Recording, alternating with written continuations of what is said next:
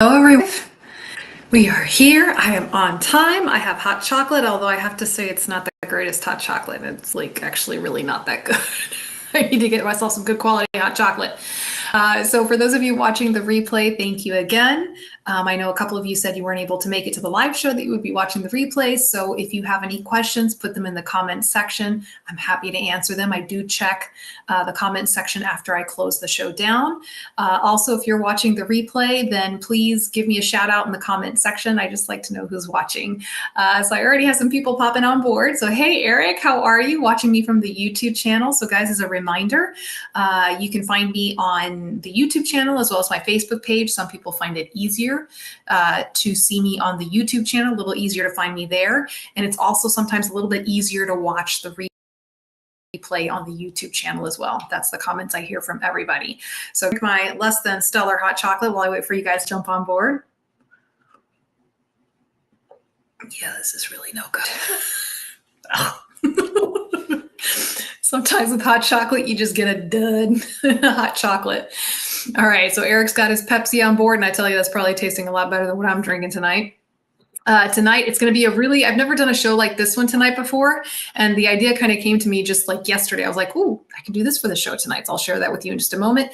We got Kimberly Richards coming in from Utah. We got Victor coming in as well. A lot of people watching me from the YouTube channel, which is great.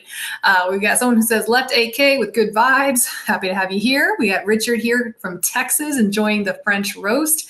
Y'all got way better things in your mug than I do tonight. He's got coffee here from Kansas. Awesome.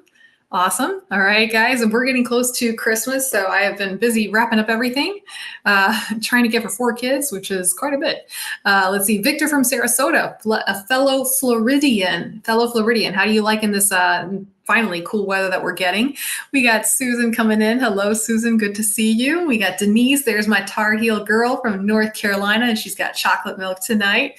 Guys, love it. Love it. All right. I see quite a few of you have jumped on board already. Hey, Tom, horizontal on the couch. I hope you're feeling better, Tom. I really do. And then props to you, man. You're my hero. My hero. So, all right, guys. So we've got quite a nice group on board already between the Facebook and the YouTube channel. So I'm going to go ahead and get started. Marianne, there you are, darling. I've missed you these past couple of weeks. You got your electrolyte drink and you're in your South Dakota. All right, guys. So for those of you, hey, Harsh, who are watching the show and joining me for the first time this evening, welcome. My name is Cosi Belloso. I'm a physical therapist, amputee specialist here in Tampa, Florida. And I just recently completed my 23rd trip around the sun as a physical therapist. Wasn't going to try to pass off as 23. I know I'm a little too much for that one. Hey, Glenn, glad you could join in. All right, guys. So I appreciate you joining me. I know that during the Christmas time and the Hanukkah holidays, things are really busy for everybody. So I appreciate you taking time to join me this evening. This will be my last show for the year. Feels weird saying that. So I will be taking the next 2 Wednesdays off. I got Christmas concerts with the kids and then Christmas time with my family. But I will still be a lot on social media, and I want you guys to kind of keep checking back with the social media because there's a lot of stuff I'll be rolling out, new things I'll be rolling out, and I love getting your input. See, we got David Donahue from South Carolina drinking his green tea as usual. Yes, David, that is your drink of choice. So guys, 2 things. Number 1, I did not really have any specific questions prepared for this evening. Oh, Tom, you are my new best friend. So guys, please feel free, put in the comments section any of your questions. Like I said, it was kind of a crazy week, so no specific questions that I have prepared. So go ahead and start putting let's see. Happy Hanukkah to those who celebrate. Yes, Harsh. And then Gregory, howdy from Texas. Now, I recently did my end of year survey, and you guys were so amazing. We had double the answers from last year. So twice as many of you not only answered the survey, completed the survey, which is wonderful because when I get half completed surveys, I'm like, and it gives me so much wonderful information about how we can make the show better and how we can make it better for you guys. And I know my sponsors really appreciate it as well. They contribute to the questions on the survey itself because they want to learn more as to how they can serve you. So there was one particular question, and it's personally my favorite question on the survey, and I put this question on every year. And I ask you, what is it that you would like to hear or learn more about on the show? And guys, believe it or not, this is where I pull a lot of my special guest topics, especially when I have special guests that are provided by my sponsors.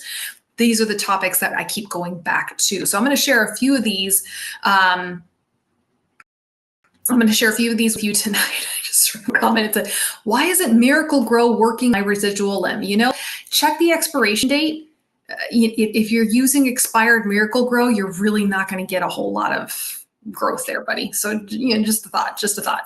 All right. So guys, while I'm waiting for you guys to put some questions into the comments section, hint, hint, go ahead. Hey, here, glad for you to join in. I'm going to go ahead and share some of the things that you guys put in. The number one thing that you guys put in here, and there were several of you who made this comment, that you want to learn more about how to get up from falls. So what are some strategies from getting up from the ground if you've fallen. So many of you who said that you are new amputees or you are awaiting your amputation, and what is it that you should be doing because you're new to being an amputee and you don't know where to begin. Thank you, Marianne. I kind of thought that was funny too. All right, so guys, one thing I want you to notice is, I can see how many people are watching the show, right? I can see between Facebook and YouTube, it tells me how many people. It doesn't tell me who is watching, right? So obviously there are those of you who comment throughout the show, and I've gotten to know you guys over the years, but there's a lot of folks that watch the show that don't necessarily comment, and that's okay. I'm not throwing shade there. But what I'm saying is there's a lot of folks that are probably, I take it for granted and I forget there's probably a lot of folks who are new to being amputees and perhaps they don't want to comment, whether because they're shy or they're just looking to see what kind of answers we give them. So tonight, I'm going to ask you guys to help me. Those of you who are my commentators, I want to hear from you tonight. So what are pieces of advice that you would give somebody who is new to being an amputee? All right, start putting that into the comment section. Okay, so a couple of things that because it's overwhelming, right? I don't have to tell you guys how overwhelming it is when you are handed a diagnosis by a doctor that requires you to have an amputation, right? My personal experience was being diagnosed with breast cancer, right? It just kind of knocks you flat on your butt to have someone tell you you have cancer or you have to lose your limb. Right? So incredibly overwhelming. So when I have new patients, whether I would see them in the hospital for the first time as they're waking up from surgery, or now if I see them as outpatients, one of the biggest things I tell them is, first of all, start building your relationships, right? The relationships that you have with your clinicians. Obviously, one of the more immediate relationships you start to establish is the one with your surgeon, right? The one with the doctor who does the surgery. Okay, and I tell them, if you are anticipating your amputation, meaning you have precious time to prepare for it, use that time to get to know your clinical team, right? Usually attached to a surgeon is a nurse practitioner, and those nurse practitioners are solid gold. A lot of times they are the ones really running the show behind the scenes and coordinating everything. Right. So as a brand new amputee, getting to know that nurse practitioner, getting to know the social worker, getting to know the physical therapist and the occupational therapist who will be seeing you right off the bat. Right. And learn to get that team. And then the second thing that I follow up with that is you are not required to stay with the initial clinicians. Right. A lot of times when, you're in the hospital, you might be introduced to a particular prosthetist, right? And usually these surgeons develop relationships with different prosthetists, and they will send a prosthetist sometimes to your bedside to introduce themselves. And sometimes it's a hit right off the bat, and other times not necessarily. But many times I hear from you, the viewers, that you feel sometimes pressured to sign up with that first prosthetist that you were offered. So that's another thing that I tell folks who are new to being amputees. It's okay to go look for your own prosthetist. It's okay if you don't jive with that very first prosthetist that walks into your room. Now, are there times where that works out? Yes, and it's wonderful because you can start building that relationship from the very beginning. But if there is something that just isn't jiving with you, or you feel like you're not having your questions answered, this is one of the first people you encounter after your amputation. So you should feel that this is someone who is helping you take control of your situation, someone who is able to reassure you that they will be able to guide you through the next several weeks of your life, okay? And the same goes for the physical therapist, right? That physical therapist and occupational therapist should be giving you information. They should be providing you support. And if you don't feel like you're getting that support, that's kind of your cue there that maybe it's time to look around, okay? Those will probably be the two most important clinicians for the rest of your life as an amputee, your prosthetist and your physical therapist, occupational therapist, depending on if you're a upper extremity or lower extremity amputee. Hey there, Mark S. All right, let's look at some of the comments that you guys put in here. Eric says, take it one day at a time. Amen to that. Right? There's only so many problems that you can solve in a 24-hour day. So you take the problems that you can solve that day and you save the other ones for for the next day, right? They'll still be there. Let's see. Victor, you asked adjustable socket ? Can you be a little more specific about what you want to know about adjustable sockets? Kimberly says patience. Yes. Yes. And where I see this really become a virtue. And again, what I've had a chance to observe in my own amputee patients is understanding that progress is not a direct uphill, right? It goes up and then it goes down, and then it goes up a little bit more and then it goes down, and then it goes up a little bit more and then it goes down, and then it may go down a little bit more before it goes back up again, right? A lot of forward steps and back steps, and having the grace to know that you need patience during those times, especially when you're taking a back step, right? And then again, goes back to having that strong team around you. And guys, when I mean that strong team, also obviously meaning support from the family, support from your community, right? Oh, well, I appreciate that. He says, I wish I had known about Cosi Talk sooner than I did. I tell my PTs and process about you. Thank you very much. And again, guys, many of you wrote such really beautiful comments here, and I truly appreciate these words of encouragement and to know that I'm kind of on the right path for where we need to bring this show to help you all in the community more. So, you know, I am a small mom and pop operation. So I do appreciate when you guys recommend me to fellow amputees and to other clinicians as well. So thank you very much. Marianne says, my CNP is solid gold. What's up, Mark? Hey there, Pastor David, a peace offering. Oh, Merry Christmas. See, I got to tell you, Pastor David and I, we almost got into it. No, I'm kidding. We had the Army-Navy game last Saturday and Army won. But, you know, gracious winner, and as well, Pastor David. Better luck next year. Okay, so Thomas says, new amputees need a rigid removable dressing. They need to demand it when they are in the hospital as evidence-based medicine. New amputees should also interview at least 2 different CPs for 2 different companies. Take ownership in your own outcome. So Thomas, I do agree that sometimes a rigid removable dressing is called for, yes. But I've worked with several different surgeons and they use several different techniques. And, you know, there is what is in evidence-based medicine, but then there's also what you see on a day-to-day basis in practice. So I don't think there's ever one thing that will work for every single amputee, regardless sometimes of what the literature will say. So for me, I like to think of when I see a particular protocol for an amputee post-op, usually I look to the surgeon and I ask the surgeon, well, why are you choosing these particular strategies? Okay. And if they just say, well, that's what I've been doing for all of my career, well, you know, that's really not the way to go. But if the surgeon explains to me, well, I've tried this and I've tried that, and I find that this type of patient has better outcomes here with this approach versus this approach, then that tells me there's more thought behind the process. But yes, to understand what that means and to ask your surgeon about it, I completely agree.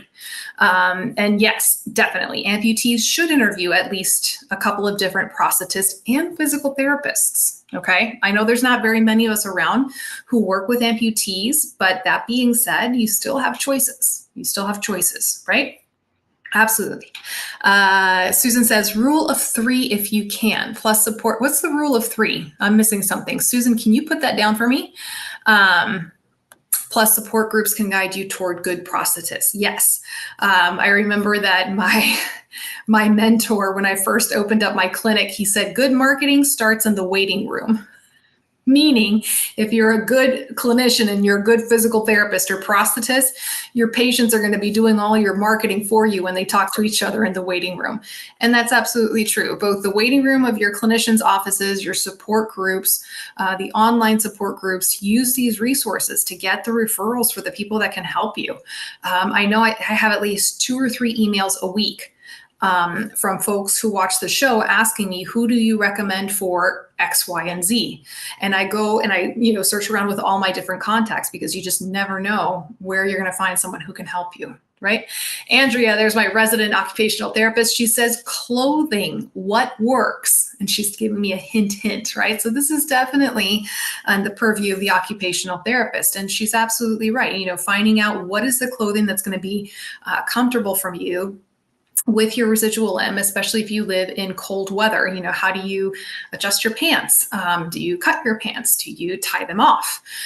What is the clothing that'll be easy to take on and off, especially if you're having some issues with your fine motor grip or your grip strength? And what with your mobility, your general mobility? In terms of from the physical therapy side of things with ADLs, how does your home look like? When I would work with patients in the hospital and we were getting them ready to discharge home, my very first question to them would be, what does your home look like? Do you live in an apartment? Do you live in a single standing home? How many steps to go into the entrance of your house? Do you have a different way of entering your home that could be available to you? Do you have steps within your home? Do you have a clear path from your bed to your bathroom and from your bed to your dining room table? So all of these things that before being an amputee, you probably didn't think, twice about that. But now that that's happening, you might need to think about accessibility in your home and accessibility to your body in terms of clothing and things like that.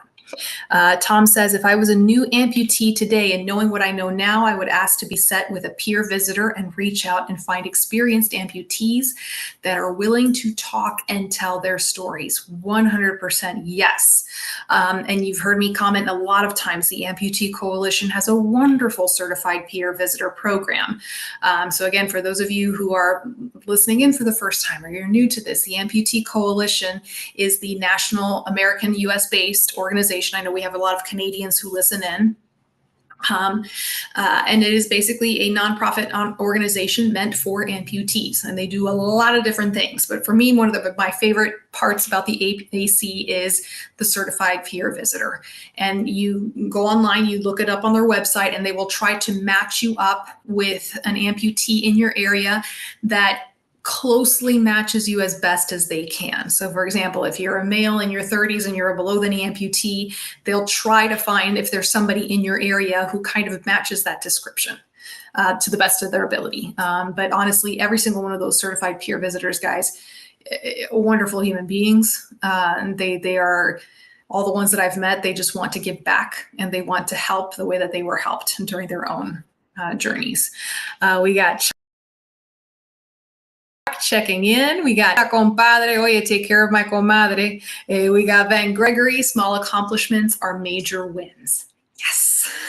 Yes, it really sometimes is the little things in life. I know, for example, for some patients, just the ability to learn how to stand up and sit down from a chair without having to hold on to anything or without having to hold on to a walker or without requiring assistance.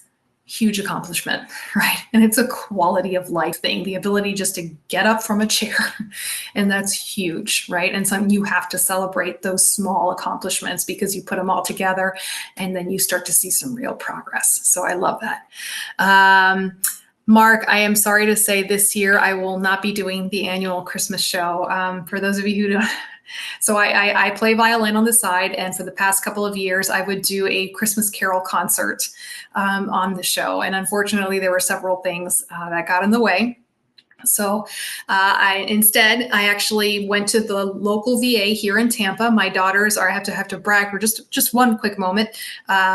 My 2 older daughters are in our high school ROTC program, and they organized for members of their corps to go and sing Christmas carols at the VA hospital this past weekend. And they put together with their 40 veterans, and they put together 40 goodie bags full of just nice things for the veterans. So I played my Christmas carols. I played my violin with them. I always try to do at least one Christmas carol concert every year. So this year that was the one I did, but hopefully next year we'll be able to bring that one back. So there you go. Victor says, I'm getting my test socket on Monday. Will an adjustable socket help me? Oh, Victor, you just gave me the best segue. So I'm going to look for this video and I want you to watch it. Okay. So adjustable sockets are no, as many of you are aware, I do have a sponsorship with Click Medical. And just a moment, let me find it for you. Aha. Hang on, guys. I am getting this one because I just put out a brand new video on this. So that's why just a second. I've got it. Here it is. Okay. Boom. Okay. So Victor, that link right there, right click on your whatever and open that. And I want you to watch that video later where it's literally a video that says, is an adjustable socket right for you? I literally just released that video a few days ago. So here's the thing. Do I think, and this is going to be a surprise for any of you guys, do I think that everybody should have an adjustable socket? No, because like I said earlier with Thomas, I don't think there's one solution for every person that works. Do I think that you should have a conversation with your prosthetist about an adjustable socket? Yes. It's adjustable socket technology has not been around. I mean, it's been around for a few years now, but it's really starting to pick up momentum. And there's some prosthetists who are fully gung-ho about it, and other prosthetists, not so much, right? So when it comes to adjustable socket, you got to think about what you want that adjustable socket to do for you, right? So for me, I think a great candidate is somebody who is constantly having to remove their socket on and off all day to adjust their socks, right? So how much socks they're putting on to make that right fit in their socket. Somebody who has to wear clothing during the daytime that makes it difficult to take their socket on and off all day. So for example, there's a construction worker who's wearing jeans, right? It's really hard to pull up the pant leg on your jeans to have to, adjust the socket fit, right? Things like, it's something that also, if you find that you can't just quite get that snug fit, right? Because sometimes when you put on that that one ply sock might be too much, and you might just need a hair less. That's where, excuse me, let me grab my example here. That is where I am making a mess of my studio. That's where something like the Click Reel really comes into play. Okay, actually, this one's the Boa dial, but you can make micro adjustments. Right? So it adjusts it very little. It's a lot more fine-tune adjustment than putting on a one-ply wool sock. Okay. So again, I think this is something that you need to have a conversation. And many of you have actually educated your prosthetist because some prosthetists are simply haven't had the chance to work with one of these sockets.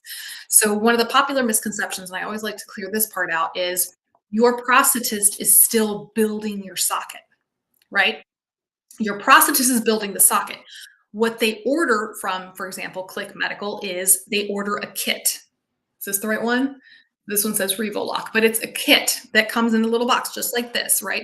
And inside is all the equipment that your prosthetist will need to build the adjustability into the socket. Okay. And then on their website, they have a lot of educational programs and a lot of training programs for prosthetists to understand where and how to build in the adjustability. Okay. So again, this is meant to open the conversation with your clinician. All right, let's see what else came in.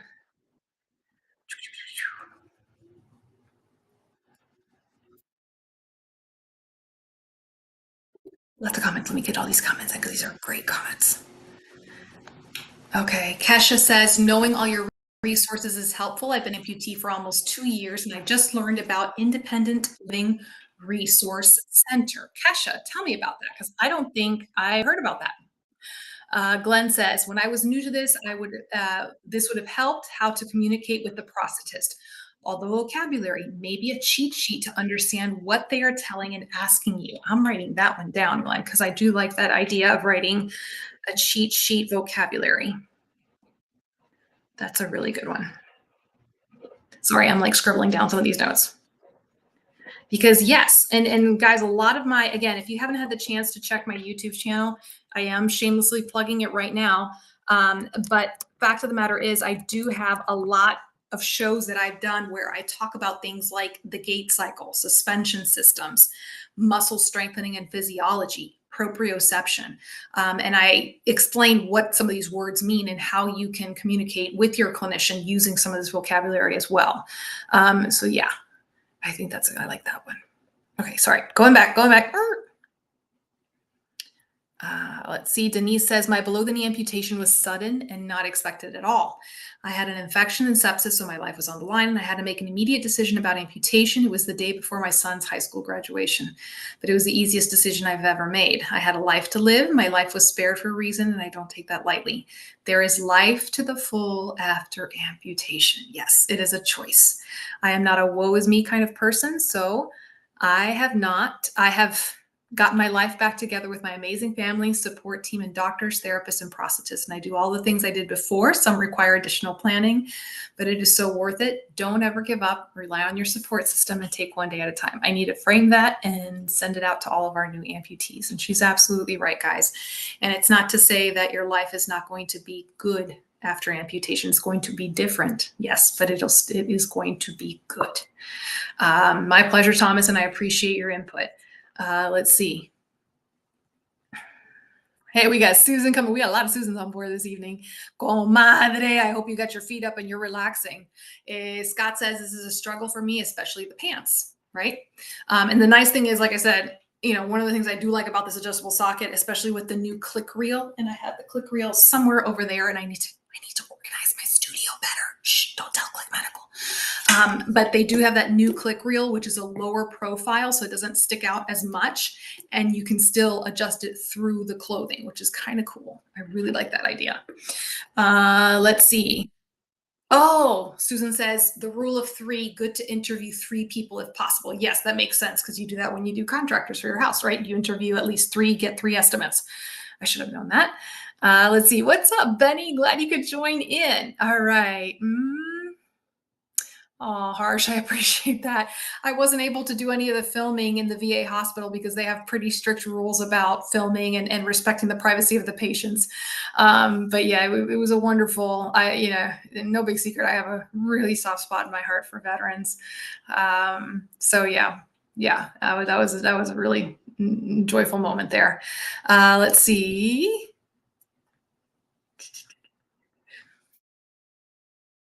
We got Grant. Grant! Holy cow, Grant. Good to see you, man. We got Michelle. Let's see. Kicks versus jazz tonight. So Susan says, I love my elevated vacuum suspension. Works best for me. I've tried other suspensions and I don't have to wear any socks. Bonus. Yes, you can buy the half ply socks at the KnitRight. Yes. And we used to call them way back in the day, the sheaths, because that's what they felt like, the nylon sheaths that look like pantyhose. Right? They were super, super, super thin. But it's been a long time since I've seen those. Let's see. Marianne also says, I sure could have used a peer visitor in the beginning. Drews asks, can you add another click reel after the socket is built? I have one reel and I like to have a second one added, but prosthetists say it cannot do it without building it again. I'm famous at, oh gosh. Drew, you're very kind. Honestly, I kind of fangirl at Johns Hopkins. You got some of the best darn PTs over there. Ed Lyons is one of them. So Drew, if you can connect yourself with Ed Lyons, I know you're going to be in the best of hands right there. So I believe the answer is yes, but Drew, here's what I want you to do.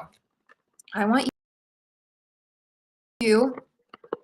you to email me your question, because whenever I don't know 110% sure about a question, I always like to go back and get the right answer. I think the answer is yes, and here's why.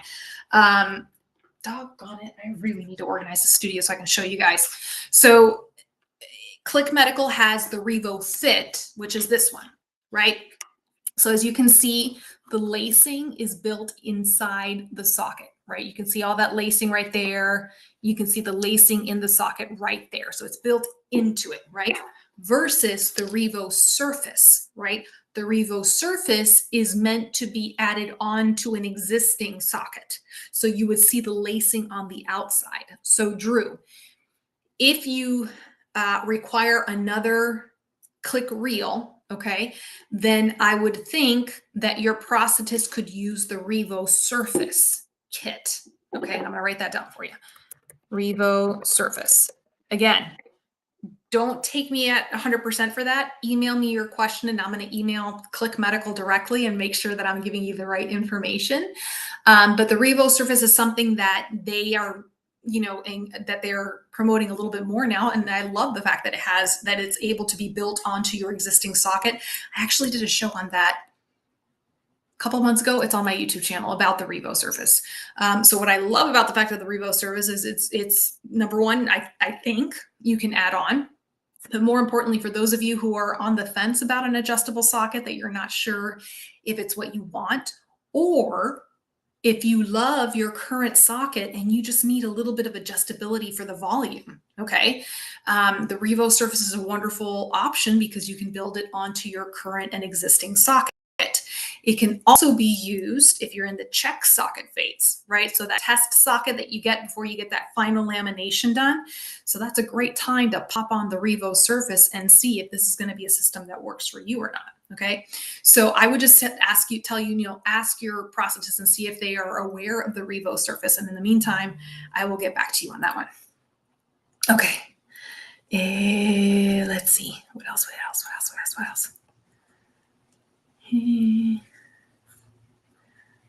Okay, so Kesha says, if you have Medicaid, they will have the state come into your home and look to see what would make your life easier, whether it's cleaning, grocery shopping. I would find someone and then call Independent Living Resource Center. I was not aware of that, Kesha, to set everything up, and they would pay whomever I found to help me. I love hearing about resources like this.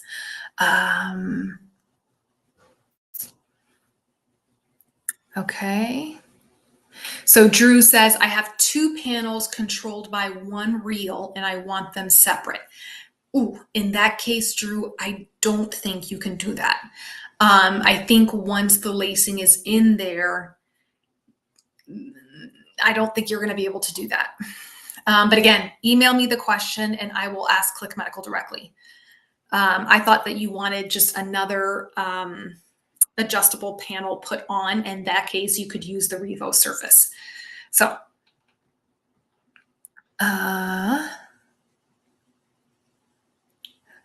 I love how you guys have all the hacks for how to put your pants on, because that is incredibly important. And then the other one that I love to hear about is how do you get your boots on? Because I know there's a lot of ladies out there who like to wear the knee-high boots, and those can be a bit challenging to put on. I know the only thing I know how to advise is to put the garbage bag over your foot, your prosthetic foot, but then also make sure that you get a boot that zips all the way down to the bottom. Jill says, I have never understood socks. The minute an adjustable socket was invented, why socks? Am I missing something after all your explanations? No, Jill, you're not missing anything. There's just some people who different strokes for different folks, right? Some folks, they are used to using socks and that's how they've managed adjust with their limb volume for their entire amputee life. And that's what they like. Other folks, they're still learning, right? For some of us, it might just seem obvious. Well, yeah, I'd rather use an adjustable socket than have to wear 10 to 15 plus. But again, a lot of it depends on what stage you're at. You know, if you're brand new to it and you've been working with socks and you're just getting the hang of socks, sometimes you might be hesitant to go try something new. In other cases, if your clinician is not as familiar yet with adjustable socket technology, that might also be a factor. Let's see. Harsh says, I use convertible pants to shorts. Those were kind of cool when they came out. That was a help. Absolutely. All right. So let me read a couple of other things that were on here. I love all the input that you guys are giving, by the way. Again, there's a lot of folks here that I know that they're watching and they're learning from everything that you all have to say. So I appreciate your participation.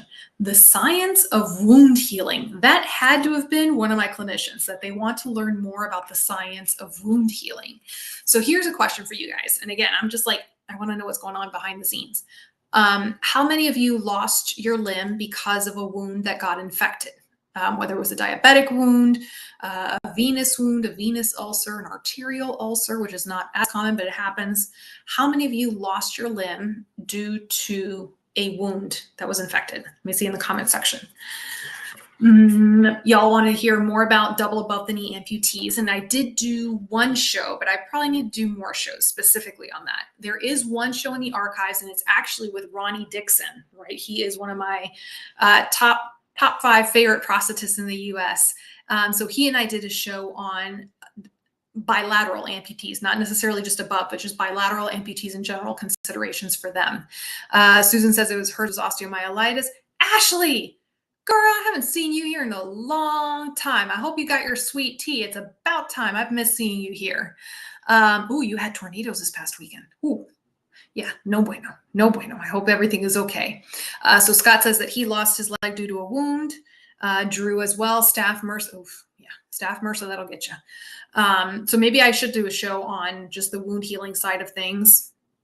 Marianne says, my first amputation was due to a rotten toe. Richard says 2 times a right BK, left number 5 toe, 2 weeks ago, diabetes.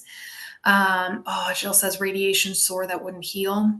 Kathy said, hey, Kathy, how are you? Good to see you. And yours was due to MRSA.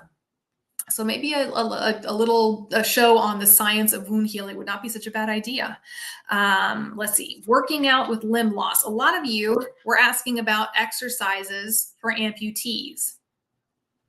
And I'm giving you the mom face because that means you haven't heard about the Strong Body program, okay?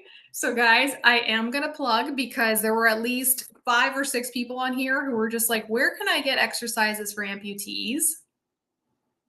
Yeah.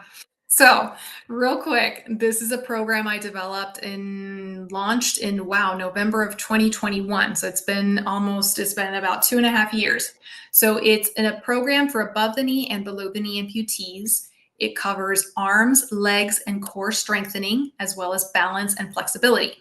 And I have 2 things. I have an online program that has 150 video exercises where I am explaining how to do the exercises, what muscle groups, what's the proper form, why you should do it, how do you get yourself stronger once you start doing exercise, the whole 9 yards. Everything is on that video exercise program, and you can subscribe to that program, okay? And then to go with those exercise videos are 2 books. One of them is for above the knee, and one of them, somewhere in this messy studio, is the below the knee, and you can order the books separately, okay? So Christmas is coming up. We got Hanukkah going on. Y'all need to start ordering some Cozy Talk Strong Body. All right. So guys, there's the website. Many of you are already using the program, but for those of you who had not heard about the program, it's there. And you can see sample videos of the exercises on the main page. So you can see what it's all about.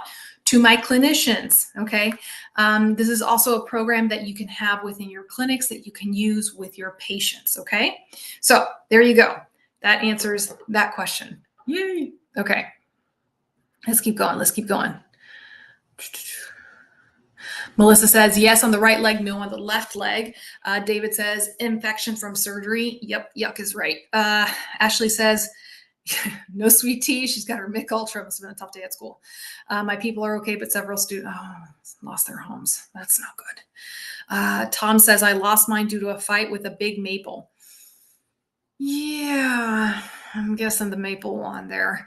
Kathy says, oh, thank you. I love that you have that book. Thank you, Kathy. Ashley says, arterial blood clots that caused me to lose my leg below the knee. Good. So thank you for those of you who have the book. I appreciate that. Andrea says, Cozy literally wrote the books. Yeah. I just rearranged how they were written. The exercises have been around since before I was born, and that was a long time ago. All right, so Jerry Ann says, I'm healing from a revision. I have a huge wound on my left leg, and the right one has a small wound since September. Jerry Ann, I really hope you're being followed by a wound care specialist. And that is one thing I'll take a brief moment to talk about. I've worked, with the exception of women's health, I've worked in pretty much every specialty and setting for physical therapists, and there's a lot. We are everywhere. And my top favorites in terms of specialties was burn care, trauma, wound care, and obviously amputees. And there's a lot of overlap between those three specialties. When I worked wound care, it was shocking to me at how many people had these really intense, gnarly wounds and were not receiving specialized wound care. That sometimes I would get a referral from someone and they would have this big gaping wound and they said they had had it for several weeks or sometimes even months, and that they had not been referred to a wound care specialist. I've had several of you throughout the years that you've emailed me pictures, right, and said, what do I do?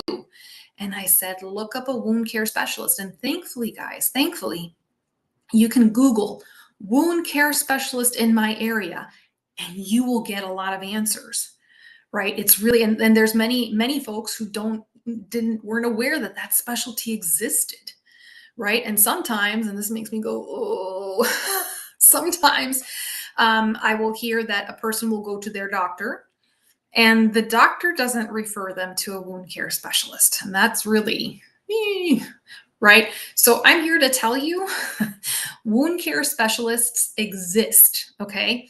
In a perfect world, it's a team that is headed by a doctor, and that doctor is typically either infectious disease or a general surgeon, right?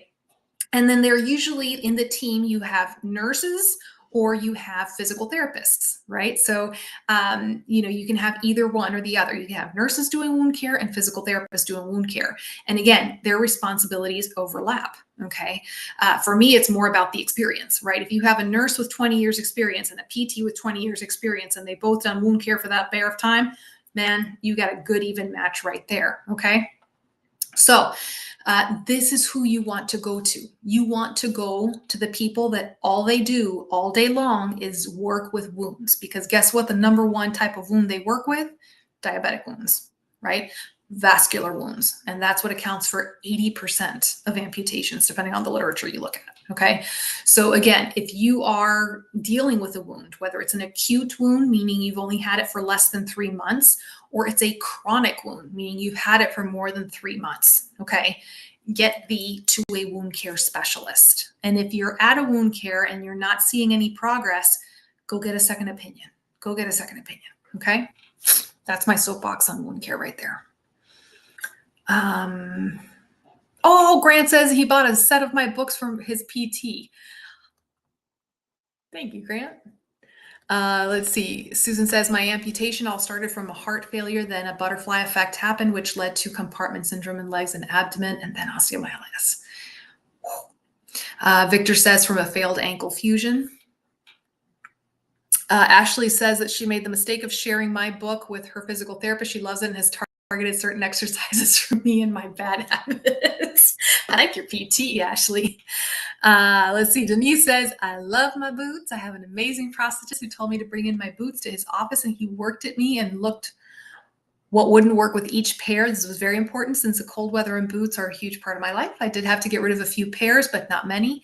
He also gave me a long shoe horn that is critical for getting the boot on my prosthetic foot. That's an awesome prosthetist. I love hearing about prosthetists like that. There are the differences in what types of boots work for me, but I've been able to work with many and now know how to pick the new ones that do work. I don't use a plastic grocery bag, and I'm happy to share anyone who'd like to know how I make it work. Please continue to put the comments in, Denise. I want to hear more. Let's see. Andrea says, oh, this is a good one. This is a good one. Andrea says, as far as a topic for the show, dealing with people who are rude, how to deal with children who are curious, and others. How much do you share? Do you have an elevator speech when people ask about your limb? Are you thanked for your service? Because people assume all amputees are military related. Andrea, can you do me a huge favor? Can you copy and paste and email me that one, please? I think I could do an entire show on that, and I think it would be a great show to do.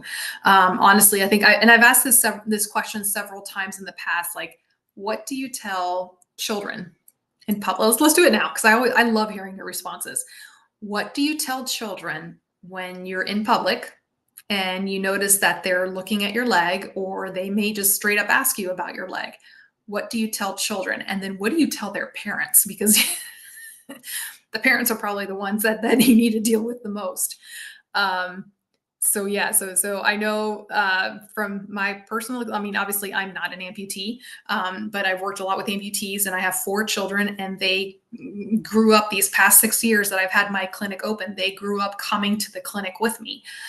So my kids are very comfortable being around and speaking to people with physical disabilities. And my kids, they have no problems going up to someone with a prosthesis and asking them thoughtful questions. They are thoughtful questions. But sometimes I'm just like, oh gosh, I hope when I see one of my kids approach someone with a prosthesis in public, my inner monologue is going, oh, I hope that person realizes that my child has the best of intentions and that they're not trying to be rude. And usually, for the most part, we've always had a positive experience, especially when I explain to them what it is that I do and why is it that my kids are specifically asking them what kind of a prosthetic foot do they have. But I always love to hear what you guys have to say about it. Like, how do you talk to kids, and how do you talk to their parents? Let's see. Tom says, not really. It kept me warm for a while during the winter when I finally got it all chopped up after my recovery. Okay, Maple Tree 1, Tom 2. So Jerry Ann says, I lost my legs from bad angiography. I have a home wound care specialist who comes to my home, and I'm starting amniotic grafts. Yep, so you're in good hands, Jerry Ann. So Scott's was the Charcot-Marie tooth. Susan says, I've always had a wound care specialist. Good.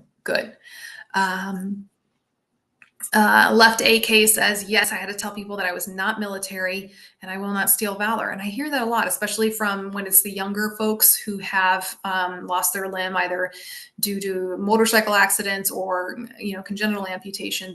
They tell me that they get that a lot as well. Susan says, I find that the elderly are most forward. I think it's because they get to a point in their lives where they're just like, oh, well, got no filter. Kesha says, my reply to children would depend on the age of the child. I usually say to younger children that I had an accident and my doctor decided I need a robot to help me walk better. Kimberly says, I didn't eat my veggies. And the parents thank me for that. I like that. I've heard that one before. This is what happens when you don't eat your veggies, kids. Let's see. Grant says, my go-to for kids is that it got sick with the Charcot foot. Adults get different stories depending on my mood and the location. Yeah.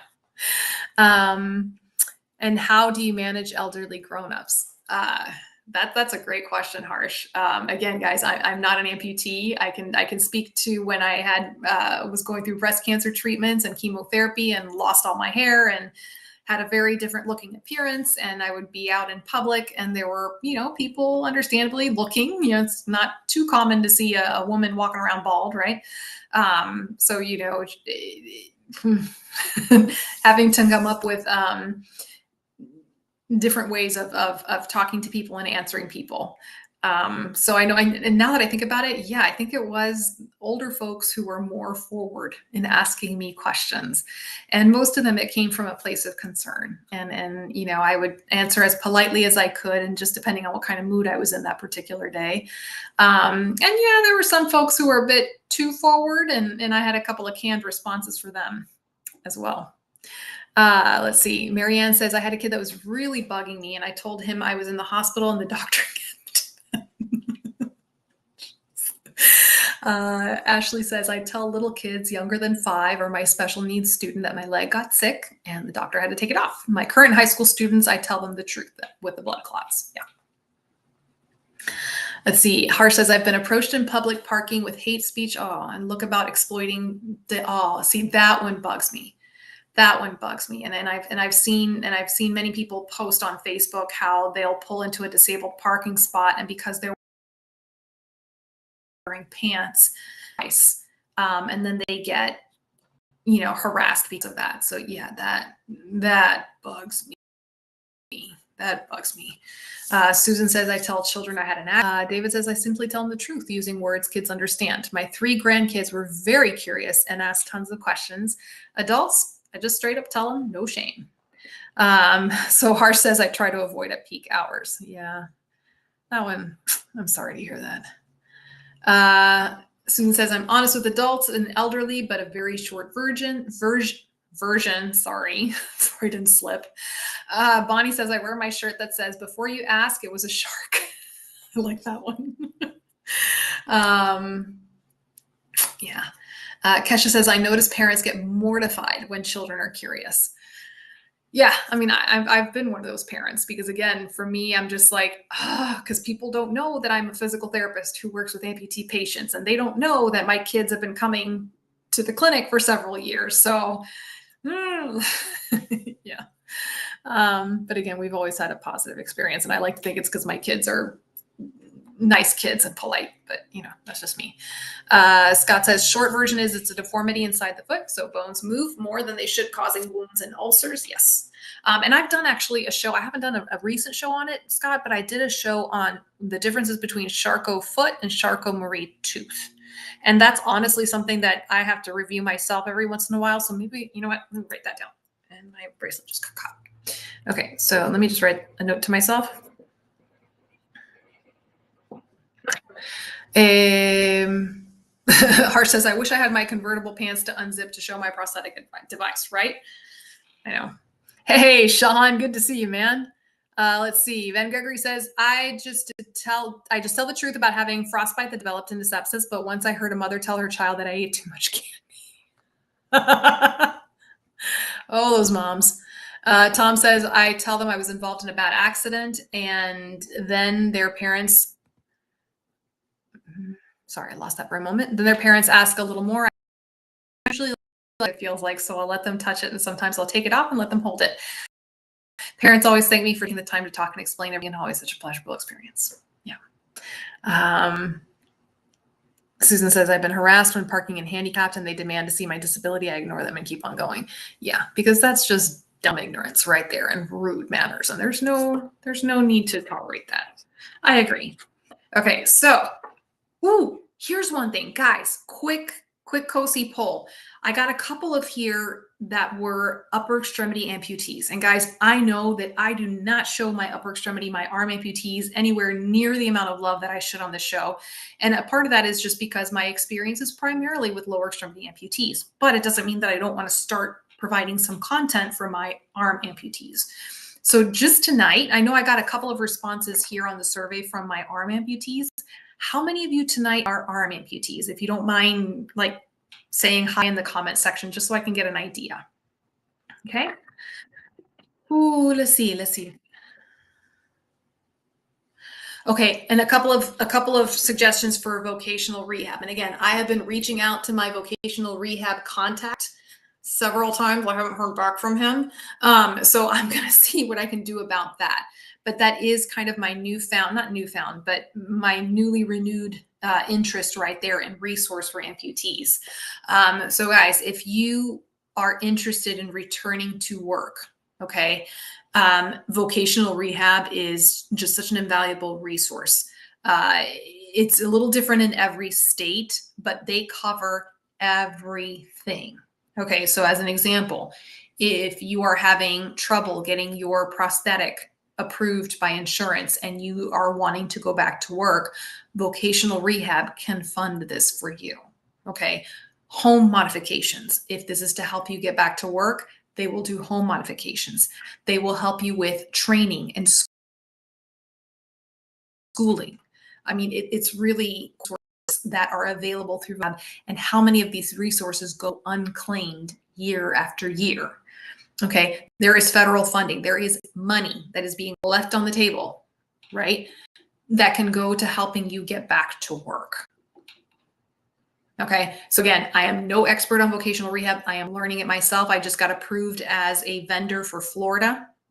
Okay, so those of you who are in Florida, specifically in the Tampa area, and you want to come see me as a physical therapist because you want to get back to work, vocational rehab would pay for my services to treat you for that. Okay, so I would strongly recommend, if you want to get back to work, go look up your local vocational rehab and make an appointment with one of the local counselors. Really great people.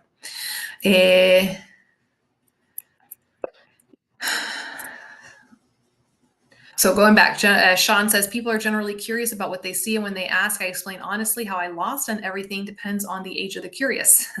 My best friend's daughter, when she was little, she looked at my leg when I had it off and she tried to climb inside of my leg. She failed. She started carrying it around. My best friend and her husband and I laughed so hard we had tears in our eyes. That little girl is now 17.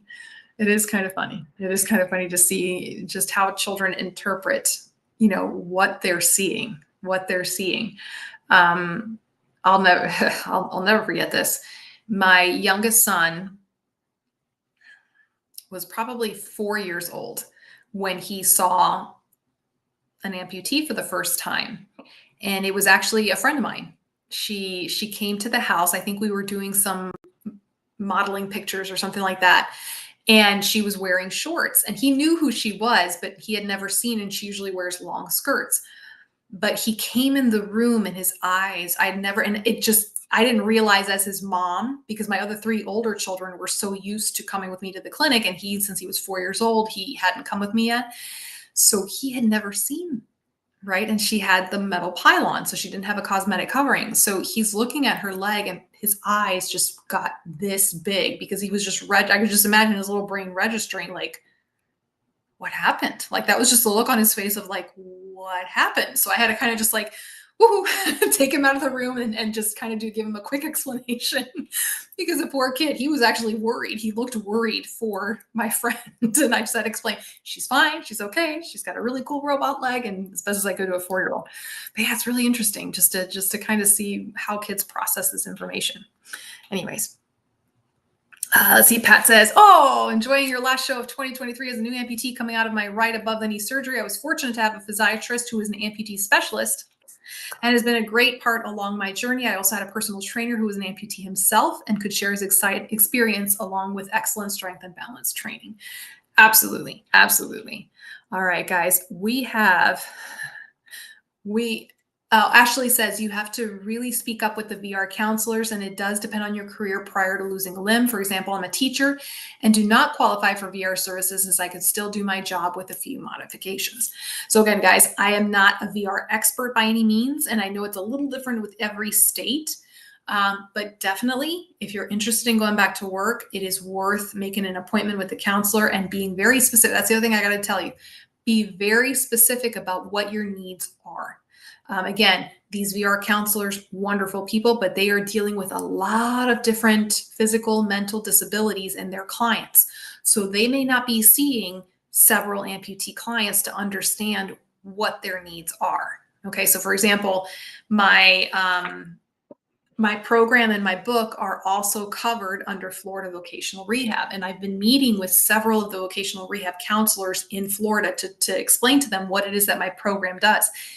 Many of them are completely unaware of how much strengthening an amputee has to continue to do for the rest of their lives, right? Some of them weren't even aware that they need physical therapy, right? So you can be the one to educate your counselor, and that honestly might help with getting the funding that you might need.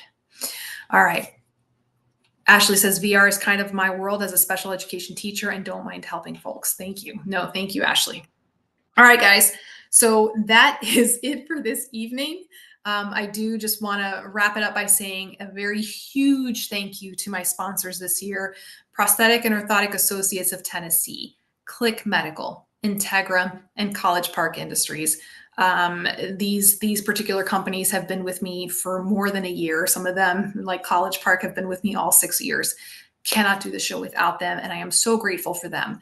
And I'm also so grateful for you guys on this show. Again, I can't do the show without you. The show is for you. So thank you for allowing me to serve the community in this way. Thank you for allowing me to continue doing the show because I absolutely love doing it. So thank you, guys. I truly wish you the merriest of Christmases. Happy New Year. May you be blessed with your family and your health in this coming new year. I will be seeing you guys the first Wednesday of January. And of course, I've just forgot, I think it's January 3rd. January 3rd, I will be seeing you guys here, and I'll be sharing with you who my new sponsors are.